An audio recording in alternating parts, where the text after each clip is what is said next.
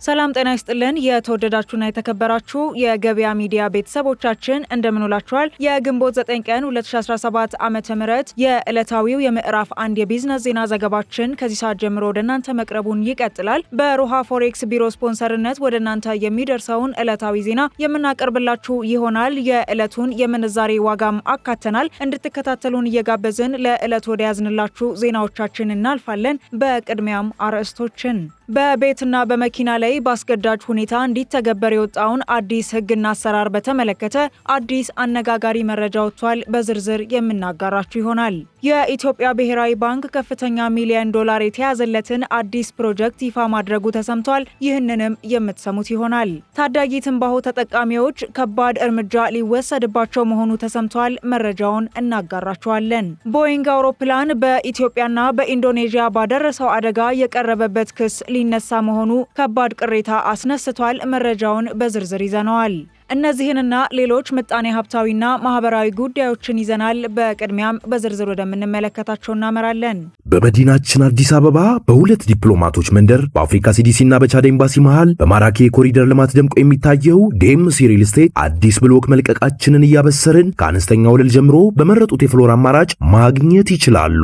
በለቡ መብራት 65000 ካሬ ላይ የተንጣለሉ ግንባታቸው ከ30 እስከ 50% በደረሱ ብሎክ ከስቱዲዮ እስከ ባለ 4 መኝታ ቤቶችን በካሬ 78000 ብር አሊያም 431,000 ብር ቅድመ ክፍያ በመክፈል የቤት ባለቤት ይሁኑ እንሎታለን። 60% በሚደርስ የረጅም ጊዜ ባንክ አማራጭ ከወለድ ነጻ አገልግሎት ጋር አመቻችተናል። ቀድሞ ለሚመጡ ለ10 ዕድለኞች እስከ 30% የሚደርስ ቅናሽም አዘጋጅተናል። ለበለጠ መረጃና ለቢሮ ቀጠሮ እንዲሁም ሳይት ለመጎብኘት በ0968 7272 29 ላይ አሊያም በ0920 22 1458 ላይ አሁኑኑ ይደውሉ።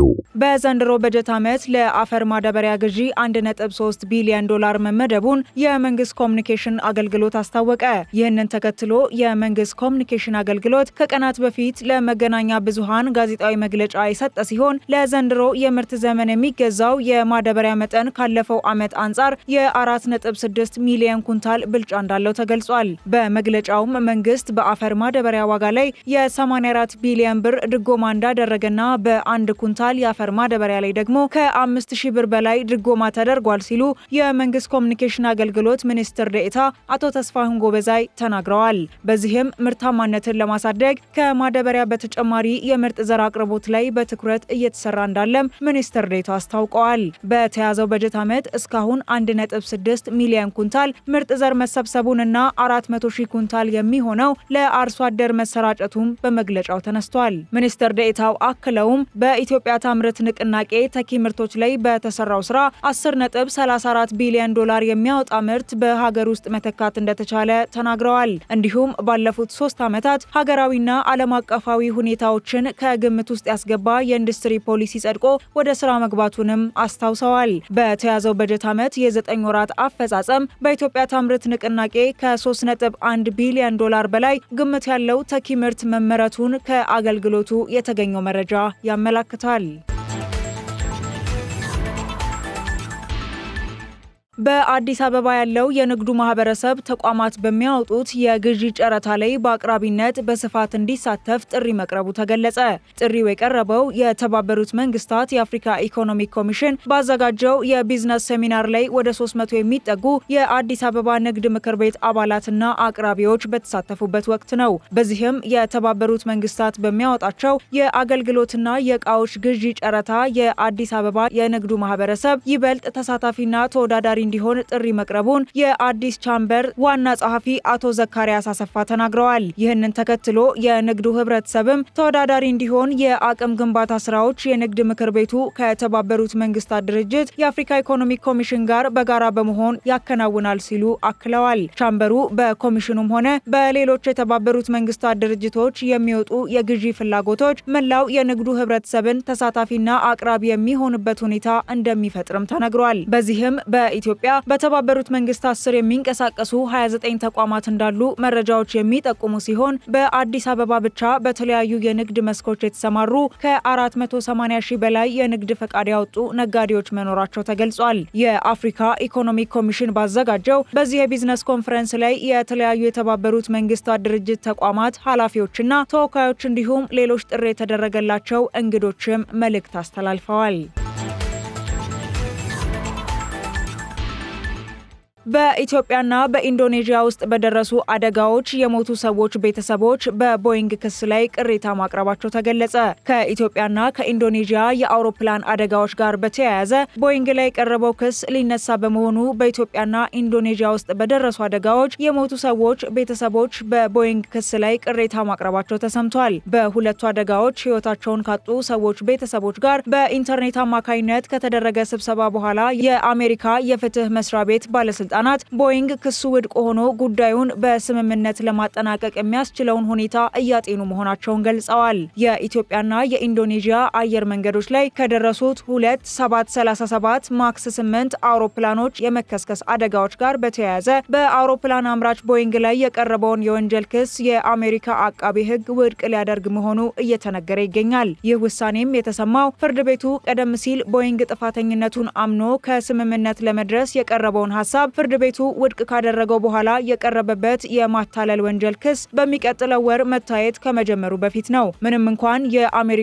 የፍትህ መስሪያ ቤት የመጨረሻ ውሳኔ ላይ አለመድረሱን ቢገልጽም በጽሁፍ የቀረበው ሰነድ ግን የመጨረሻ ውጤቱ ምን እንደሚሆን ያመላክታል ሲሉ በኢትዮጵያ አየር መንገድ አደጋ የሞቱ የ34 ሰዎች ቤተሰብን የወከለው ድርጅት ጠበቃ ኤሪን አፕልበም ተናግረዋል። ጠበቃው አክለውም ቦይንግ የእምነት ቃሉን በሰጠባቸው ወንጀሎች ምክንያት ለጠፉ 346 ሰዎች ህይወት እስካሁን ለፍርድ አልቀረበም። አሁን ደግሞ የፍትህ መስሪያ ቤቱ ከገንዘብ ቅጣት ያላለፈ ቅጣት ሳያገኘው እንዲያመልጥ ሊያደርገው ነው ሲሉም ተናግረዋል። እጅግ ዘመናዊ ናቸው በተባሉት ቦይንግ 737 ማክስ 8 አውሮፕላኖች ላይ የደረሱት አደጋዎች የሞቱት ሰዎች 346 ሲሆኑ ምክንያታቸውም አብራሪዎች በአውሮፕላኖቹ ላይ መገጠማቸውን የማያውቋቸው በተገቢው ሁኔታ ያልተሰሩ የበረራ መቆጣጠሪያ መሳሪያዎች እንደሆኑም ተገልጿል። ይህንንም ተከትሎ የአሜሪካ የፍትህ መስሪያ ቤት ቦይንግ የአውሮፕላን መቆጣጠሪያ ስርዓቱን የተመለከተ ወሳኝ መረጃ ሆን ብሎ ከተቆጣጣሪዎቹ ደብቋል ብሎ የማጭበርበር ክስ መስርቶበታል።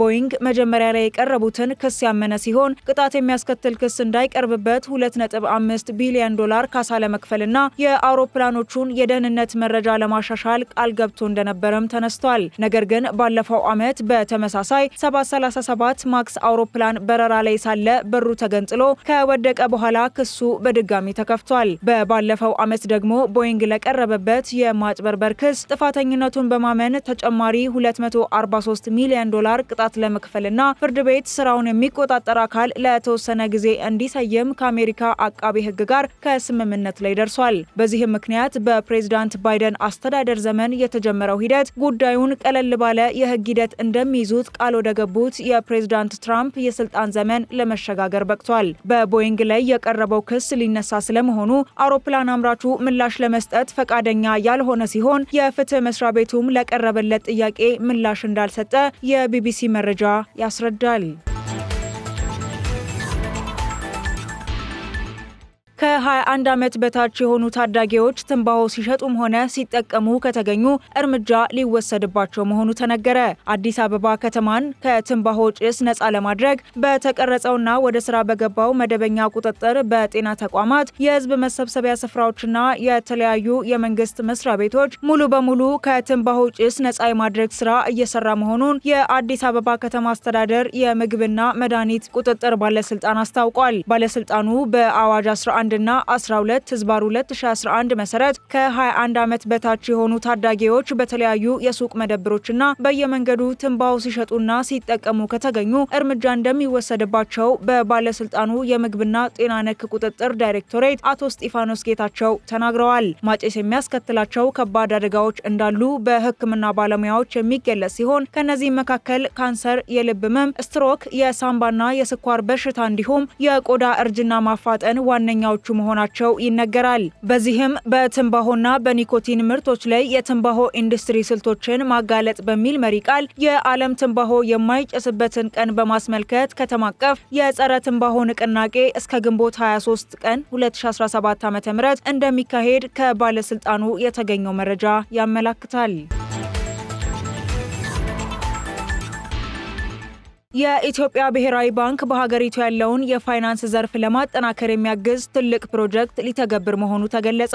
700 ሚሊዮን ዶላር በጀት የተመደበለት ፕሮጀክቱ በሀገሪቱ ያለውን የፋይናንስ ዘርፍ ለማጠናከር እንደሚያግዝም የኢትዮጵያ ብሔራዊ ባንክ ገልጿል። ኤፍኤስኤስፒ የተሰኘውና በዓለም ባንክ የሚተገበረው ፕሮጀክት ኢትዮጵያ ጠንካራና ቀጣይነት ያለውን የፋይናንስ ስርዓት ለመዘርጋት የምታደርገውን ጥረት ለማሳደግ ያለው ፋይዳ ከፍተኛ መሆኑ የተገለጸ ሲሆን ይህም ሁሉን አቀፍና የማይበገር ኢኮኖሚ ለመገንባት መሰረት እንደሆነም ተገልጿል። የፕሮጀክቱ የመጀመሪያ ክፍል $250 ሚሊዮን በትናንትናው ዕለት ለኢትዮጵያ ንግድ ባንክ መሰጠቱም ተነግሯል። ባለፉት 2 ቀናት የተካሄደው የኢትዮጵያ ፋይናንስ ፎረም አካል የሆነው ፕሮጀክቱ በኢትዮጵያ ብሔራዊ ባንክ፣ በኢትዮጵያ ንግድ ባንክና በኢትዮጵያ ልማት ባንክ መካከል የተደረገ መሆኑም ተጠቁሟል። ላለፉት 2 ቀናት ሲካሄድ በቆየው የኢትዮጵያ ፋይናንስ ፎረም ኢትዮጵያ እያደረገች ያለችውን የአረንጓዴ ልማት ስራ በቴክኒክ ለመደገፍ የሚያስችል ስምምነት በአውሮፓ ህብረት ኢንቨስትመንት ባንክና በኢትዮጵያ ብሔራዊ ባንክ መካከል መፈጸሙ የሚታወስ ሲሆን የኢትዮጵያ ኢኮኖሚያዊ ሪፎርምና የተመዘገቡ ውጤቶችም እንደ IMF እና ዓለም ባንክ ባሉ ዓለም አቀፍ ተቋማት ጭምር ተቀባይነት ያገኘ ስለመሆኑ መገለጹ ይታወቃል። በዓለም ባንክ ድጋፍ የሚተገበረው ይህ ጅምር ፕሮጀክት ለፋይናንስ ዘርፉ መረጋጋትና ለሀገሪቱ የረዥም ጊዜ እድገት የሚኖረው አስተዋጽኦ የጎላ እንደሆነ ከኢትዮጵያ ብሔራዊ ባንክ የተገኘው መረጃ ያመላክታል። በቤትና በመኪና ስም ዝውውር ላይ የታክስ ዕዳ ክሊራንስ ማስረጃ እንዲጠየቅ የጻፋቸውን ደብዳቤዎች መሻሩን የአዲስ አበባ ከተማ አስተዳደር ገቢዎች ቢሮ አስታወቀ። ቢሮው በከተማ የተጀመሩ የልማት ተግባራትን በማስቀጠል የከተማዋን እድገት ለማረጋገጥ የሚያስችል ገቢን በፍትሐዊነት ለመሰብሰብ ጥረት እያደረገ መሆኑንም አስታውቋል። የከተማ አስተዳደር ቢሮው ከታክስ ባለዕዳዎች የመንግስት ታክስ በአግባቡ ለመሰብሰብ እንዲቻል ከስም ዝውውር በፊት የታክስ ዕዳ ክሊራንስ ማስረጃ ማቅረብ የሚያስገድድ አሰራር መዘርጋቱን በገበያ ሚዲያ በዜና ወጃችን ወደ እናንተ ማድረሳችን አይዘነጋም። በዚህም በተዘረጋው አሰራር ማንኛውም ግለሰብ ኮድ 2 ተሽከርካሪ ወይም ለመኖሪያ፣ ለቅይጥና ለድርጅት አገልግሎቶች የሚጠቀምበት እንዲሁም ያልተጠናቀቀ ቤት በሽያጭ ወይም በማንኛውም መንገድ የስም ዝውውር ከማከናወኑ በፊት የታክስ ዕዳ ነፃ ክሊራንስ እንዲያቀርብ እንዲጠየቅ ለሚመለከታቸው ተቋማት ደብዳቤ በመጻፍ ማስታወቁ ይታወሳል። ደብዳቤው ከተጻፈላቸው ተቋማት መካከልም የመኖሪያ ቤትን እንዲሁም የተመዘገበ ቤትን ቢሆን በተመለከተ ለመሬት ልማትና አስተዳደር ቢሮና ለመሬት ይዞታና ምዝገባ እንዲሁም መረጃ ኤጀንሲ፣ መኪናን በተመለከተ ደግሞ ለአዲስ አበባ ከተማ አስተዳደር ተሽከርካሪና አሽከርካሪ ፍቃድና ቁጥጥር ባለስልጣን ክሊራንስ ሳይኖር ምንም አይነት የስም ዝውውር እንዳይፈጸም በሚያዝያ 30 2017 ዓ.ም በምክትል ቢሮ ኃላፊዋ ወይዘሮ ወርቅነሽ ሰቦቃ የተፈጸመ ደብዳቤ እንዲደርሳቸው መላኩን ማጋራታችን እንዲሁ ይታወሳል። ይሁንና ይህ አሰራር የታክስ ዕዳ የሌለባቸው ግብር ከፋዮችና የንግድ ሥራ ላይ ላልተሰማሩ የከተማ ነዋሪዎች ላይ አላስፈላጊ እንግልት በመፍጠር የመልካም አስተዳደር ችግር መፍጠሩን በማረጋገጥ እንዲታረም ወስኛለሁ ብሏል። በዚህም ቢሮው ችግሩን በቴክኖሎጂ በመደገፍ ለመቅረፍ የስም ዝውውር ከሚያከናውኑ ተቋማት ጋር በጋራ ኃላፊነት ለመስራትና በቴክኖሎጂ ለማስተሳሰር የታክስ ዕዳ ያለባቸውን ግለሰቦች በስም ዝርዝር በመላክ እየተጠራ ስም ዝውውሩ እንዲፈጸም የሚያስችል ሲስተም ለመዘርጋት እየሰራው ነው ሲል ገልጿል። የተከበራችሁና የተወደዳችሁ የገበያ ሚዲያ ቤተሰቦቻችን ቀደም ሲል የቢዝነስና ማህበራዊ ጉዳይ ዜናዎቻችንን ተከታትላችኋል። አሁን ደግሞ የሮሃ ፎሬክስ ቢሮ የዕለቱን የውጭ ምንዛሬ ተመን እናሳውቃችኋለን። በዚህም መሰረት አንድ የአሜሪካን ዶላር በ149 ብር ተገዝቶ በ151 ብር ከ98 ሳንቲም እየተሸጠ ይገኛል። ፓውንድ በ185 ብር ሲገዛ በ188 ብር ከ70 ሳንቲም እየተሸጠ ይገኛል። ዩሮው በ163 ብር ሲገዛ በ166 ብር ከ26 ሳንቲም እየተሸጠ ይገኛል። ስዊስ ፍራንክ በ164 ብር ሲገዛ በ167 ብር ከ28 ሳንቲም እየተሸጠ ይገኛል። ድርሃም በ40 ብር ሲገዛ በ40 ብር ከ80 ሳንቲም እየተሸጠ ይገኛል። የሳውዲ አረቢያው ሪያድ በ39 ብር ሲገዛ በ39 ብር ከ78 ሳንቲም እየተሸጠ ይገኛል። የቻይናው ዩሃን በ19 ብር ከ50 ሳንቲም ሲገዛ በ19 ብር ከ89 ሳንቲም እየተሸጠ እንደሚገኝ ያሳያል። የገበያ ሚዲያ የምዕራፍ 1 ዕለታዊ የቢዝነስና ማህበራዊ ዜና እወጃችን ቀደም ሲል የተከታተላችሁትን ይመስላል። ከቀሪ የገበያ ሚዲያ መረጃዎች ጋር መልካም ቆይታ እንዲሆንላችሁ ተመኘን። በመዲናችን አዲስ አበባ በሁለት ዲፕሎማቶች መንደር በአፍሪካ ሲዲሲና በቻድ ኤምባሲ መሃል በማራኪ የኮሪደር ልማት ደምቆ የሚታየው ዴምሲ ሪል ስቴት አዲስ ብሎክ መልቀቃችንን እያበሰርን ከአነስተኛ ወለል ጀምሮ በመረጡት የፍሎር አማራጭ ማግኘት ይችላሉ።